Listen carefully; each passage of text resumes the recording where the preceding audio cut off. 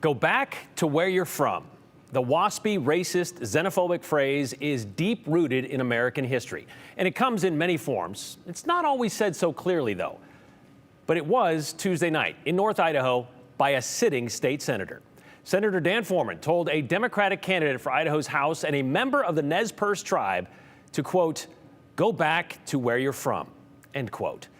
It is an election year, so Democrats and Republicans together held a Meet Your Candidates forum at the VFW in Kendrick on Tuesday night. It was a chance for Latah County residents to meet the 6 candidates for District 6 legislative office from both parties. All the Republican incumbents were there alongside their Democratic challengers, and it was all going pretty well until there was a question from the crowd about discrimination and legislation. Republican Representative Brandon Mitchell said discrimination doesn't exist here in Idaho, and it's more about people's perception and sensitivities. Representative Mitchell went on to say he doesn't see it. Then the question came to Democratic candidate Trish Carter Goodhart, a member of the Nez Perce Tribe from Lapwai. We'll let her explain how it happened.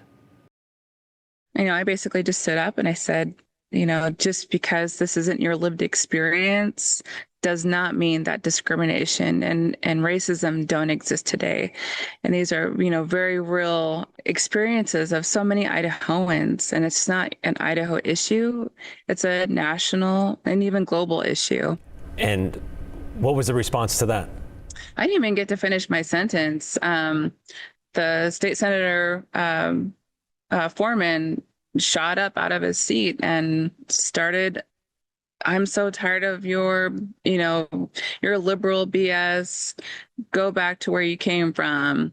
And then just shot out of his seat and moved his chair in a really dramatic fashion and then stomped to the back of the room and started picking and collecting up his things. And he was all the while saying expletives the entire time. And it was just awful. Did you respond to him? I don't believe so. I wanted to, also because I think we're really missing an opportunity to not only educate the senator, but the rest of the people in attendance. That's what we have to do in these really tough situations by addressing racism and discrimination, is we have to address it head on. Was there any reaction to what he said? Oh yeah, the crowd, the audience that was there, the participants that had showed up, the community people that had showed up, they were very upset. People were standing up and just jeering at him. I think I didn't see anybody that was in support of him, thankfully, in the crowd. I'm sure the irony of the phrase "go back to where you're from" is not lost on you. No, it's very ironic. I'm a very proud member of the Nez Perce Tribe here in northern Idaho, and the real irony in it is where this forum was taking place in Kendrick, Idaho. Literal miles, just within miles, we have lots of land that are being leased out to family farms. And it's like, this is exactly where I'm from. I was like, in my mind, I was like, yeah, this is exactly where I belong. I have no intention of leaving. So have you heard from him since? No, I was thinking I have to save some energy so I can actually have a very diplomatic, educational one-on-one when he calls to apologize, because surely, he recognizes that this is a moment full of emotion, and I'm looking for that emotional intelligence where that he can call and apologize. If he truly wants to represent our district, he has to know how diverse, how beautiful this community that we built up. And I set aside energy for him to call so we could have a good conversation about how racism exists, that it was very offensive and he could have done better. But no phone call, no message, no email. A phone call, an apology, a discussion. What else would you like to see come out of this? To acknowledge the fact that people are very much experiencing racism in our state. Whether you realized or did it with malice or intent, the fact that you offended somebody or hurt or harmed, you can say sorry, and that's good, because healing happens after that. But yeah, that's not what happened. Carter Goodhart told us Senator Foreman left in such a state on Tuesday night. She was actually worried he would return armed, looking to create violence. He didn't, though.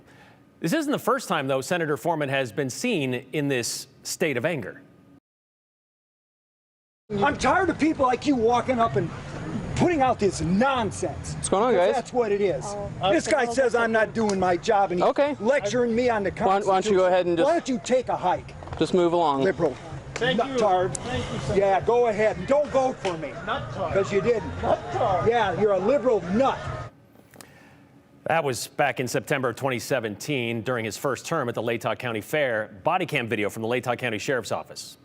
Then there was this from 2018 at the Idaho State House when students from the University of Idaho showed up for a scheduled meeting with Senator Foreman to talk about birth control. Abortion is murder. I stand against it. I am a Roman Catholic.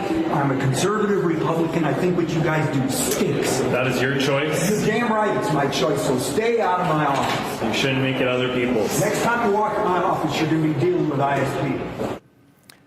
Dealing with ISP. Okay, so they were there to talk about birth control, by the way, not abortion, and that was the result of that conversation.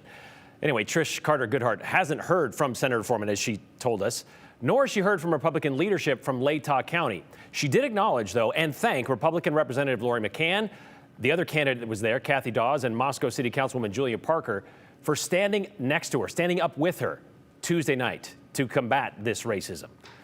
We have also not heard back from Senator Foreman. We did reach out today to ask him about this, but we do have confirmation. This incident was confirmed by Representative McCann, and she said it happened just as Carter Goodhart described it.